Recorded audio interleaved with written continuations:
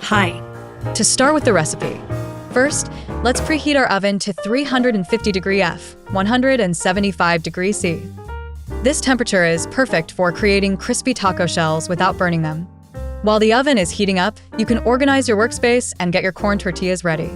You'll know the oven is properly preheated when the indicator light turns off or it beeps.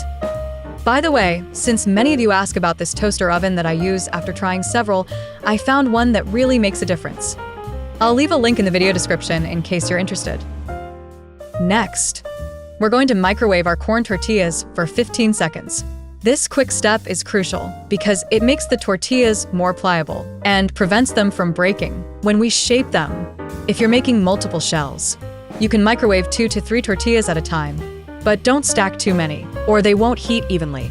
You'll know they're ready when they're warm and flexible to the touch. Now, let's spray both sides of our tortillas with cooking oil. Make sure to apply an even, light coating. We want them crispy, not greasy. A common mistake is using too much oil, which can make the shells soggy. The tortillas should look slightly shiny, but not wet. Here comes the fun part. Placing 2 tortillas over the oven racks. Drape them directly over the rack bars, forming that classic taco shell shape. The trick is to space them about 4 inches apart, so they don't touch when they start to crisp up. Make sure the edges hang down evenly on both sides. Let them bake for 6, 8 minutes until they're perfectly crispy. This is where patience pays off. You'll know they're done when they've turned a light golden color and hold their shape firmly. If you tap them gently with tongs, they should sound crisp, not soft. Finally, carefully remove the shells using tongs. They'll be hot. And repeat the process with remaining tortillas.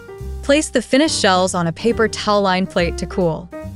They'll continue to crisp up slightly as they cool down, and you'll know they're perfect when they maintain their shape without any soft spots. And that's how you make this delicious recipe. If you enjoyed it, don't forget to subscribe to the channel for more recipes like this one. Bye.